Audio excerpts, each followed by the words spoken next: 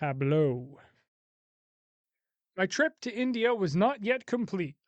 After the awe inspiring experience of seeing the Taj Mahal, I found myself thrust into an entirely different atmosphere, one that felt decidedly less serene and magical. Like many tourists, I was funneled into a series of displays, many different attempts to promise me to capture my visit in some cheap souvenir. While my friend really enjoys these cheap souvenirs, I am not one who really cares about this stuff. And honestly, the contrast between the grandeur of the Taj Mahal and these dinky little ventures was kind of jarring. Really not what I enjoy, really. The worst of these terrible ventures was undoubtedly the marble shop, a place where the allure of craftsmanship quickly gave way to a palpable sense of pressure. The shop was filled with pieces of marble inlaid with colorful stones, their designs mimicking the intricate artistry I had admired on the Taj Mahal. On the surface, it seemed like an opportunity to take home a small piece of beauty. But if you're cheap like me, the experience will leave you feeling anything but inspired. From the moment I stepped inside, the shopkeepers descended their rehearsed enthusiasm, showing me the process of inlaying gems into marble. They explained in great detail how these pieces were made using the same techniques employed in the Taj Mahal's construction, emphasizing the rarity and skill involved. He said that the craftsmen in front of me were actual descendants of the craftsmen who helped build the Taj Mahal, which was pretty cool at face value. But, I'm not really sure it's true. He also stated that these people, these craftsmen, the descendants of the craftsmen of the Taj Mahal, they would also rather join IT rather than continue to be craftsmen. So this was my opportunity to capture one of these marble carvings, as probably in 100 years, none of these craftsmen would remain.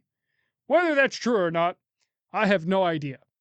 At first, I appreciated the effort of the craftsmanship, but it soon became clear that their goal was not to educate me, and in fact, it was just to make a sale. No matter what. The pressure was really relentless. Every piece I glanced at was met with a sales pitch. Every hesitation treated with an opportunity to lower the price or give me a special discount just for me. I felt a little special. However, it was still quite expensive.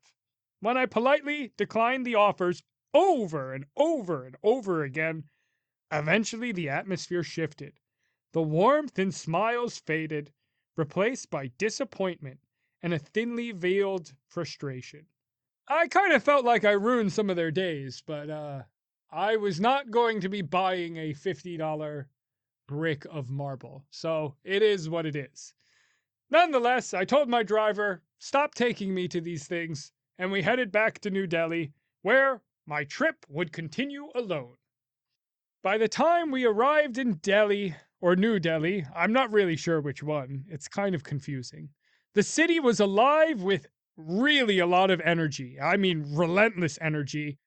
Not really positive, not really negative, but certainly energy. The noise, just the noise of the relentless honking horns over and over and over. I mean, just so loud. I'm not really sure how people get used to it. The roads were packed with vehicles of every kind, from rickshaws and scooters to these giant, massive trucks with these bright designs on it and overloaded cargo. It was organized chaos, or perhaps it was just chaos. I'm not really sure, to be honest. Stepping out of the car, the sheer intensity of Delhi, or New Delhi, was overwhelming. I was no longer with a guide, I was alone. And while I've been to many countries before alone, India seemed like a bit of a different animal.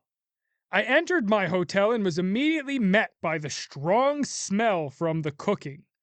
Perhaps when in India it is not so smart to book a hotel that has a restaurant in it. The food, while delicious, is quite smelly, and the entire hotel smelled like it. There seemed to really be a lot of steps to even enter the hotel. They wanted to know where I had been, where I was going. There was security in front. Really, the security of India was quite surprising. I was often surprised by how tight the security really was. I finally got into my smelly hotel room, and the day was still young, maybe 3 o'clock or so I set off to explore some sights. Immediately, I felt quite uncomfortable walking in the streets alone.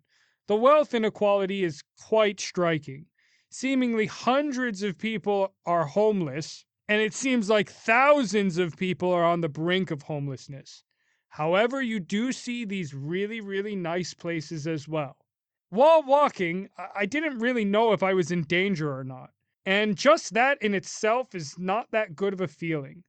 While walking, at one point I got bored and I decided to check my phone to see if there were any sites nearby, or if I should be taking an Uber somewhere. When I did a quick Google search, I found that the Gurdwara Bangla Sahib was nearby. Ah, yes, the Gurdwara Gabla Sahib. Of course, I thought. How could I have forgotten that? I mean, of course, I've never actually heard of the place, and I still don't know how to say it, but a quick Google search revealed that this was a Sikh temple from the 1600s, and honestly, it's beautiful. The story of the place goes that it's dedicated to the 8th Sikh. His name, please forgive me, Guru Har Krishan Sahibi Ji, something like that, who stayed in this area around 1660s or so. Mr. Guru is very well known because during the smallpox outbreak around the 1600s, he actually provided water from his well and he would show a lot of compassion and service to the people who were sick. So, by all means, he is a really, really wonderful person and someone who deserves to be respected. The architecture is quite amazing. It features a magnificent golden dome and this beautiful white marble, and it has distinctive Sikh architectural style. So they said. I don't really know what that looks like, but maybe if you look at it, you can figure it out yourself. It also has a holy pond, which is believed to have these healing properties due to its associations with Mr. Guru. Likewise, one of the most well known things about it today, and I've seen some YouTube clips about this, is that it has a communal kitchen. So you can apparently go there and they will actually feed you for free there. All in all, it sounds like a really, really amazing place. And upon entering, the architecture was stunning. I just mean stunning. It really seemed like a great find. I knew I had to be respectful. You know, this is a religious site, and that shouldn't be forgotten, of course. And likewise, I knew that I would definitely be making a donation for the great hospitality of the Sikh people. Crossing the street to get inside was a bit horrifying. Crossing the street in India, there's a lot of people there. It's kind of dangerous. You have some cars buzzing past you just 2 inches away. But I was in a holy site, and I was excited. Surely this would be a spiritual and rewarding trip, one that could teach me many things about the Sikh people, which is exactly what did not happen. Upon entering, I saw to enter the temple, there was like a little river in front of the building. I knew that I had to take my shoes off and walk through this water, but I didn't really know where to put them, and I didn't really do much research on the place. So I tried to walk around the complex and watch others before making some mistake. I definitely didn't want to insult anyone. However, while walking around, someone came up to me and said, You should leave. To which I said, Yeah, you're probably right. To be fair, I'm not Sikh, and, if they don't want me there, then I don't want to bother anyone. However, I do have to say I've often found religious people to be the least accepting of others. Either way, I took it as an excellent opportunity to just screw off and go somewhere else. I do really hope that I didn't offend anyone while I was there. It was not my intention. To be honest, I'm not even sure if the person who asked me to leave was a worker there. He could have been homeless. I mean, I don't know. He didn't want me there, so I didn't want to be there. I then realized that I was not so far away from the India Gate. This was a good opportunity. This was something I've actually heard of before. I took my first tuk-tuk drive to the trip, which was actually quite fun. It wasn't as dangerous as I would have thought. And, they're pretty cheap and a nice way to get around. And off to the India Gate I traveled. India Gate is a 42-meter high archway inspired by the Arc de Triomphe in Paris. It was made by the British to commemorate World War I soldiers, though I think other soldiers have been commemorated on this archway as well. The India Gate represents not only the sacrifices made during colonial times, but also serves as a broader symbol of courage, dedication, and the unity of Indian armed forces. I was floored by how many people were at this monument. It must have been over 3,000 people. And I can see why. I mean, it's beautiful. It's a beautiful place. At one point, I was approached by some college students, to which I thought, oh God, I'm getting kicked out again. But it turns out that these four young men were actually interested. I didn't do anything wrong. And they were very, very warm, friendly people. We even shared our Instagrams with each other. I was really, really happy to feel the warmth of the Indian people. I had read about how nice and kind they were, and I was starting to really see it. These four guys shared with me their knowledge of the Indian Gate.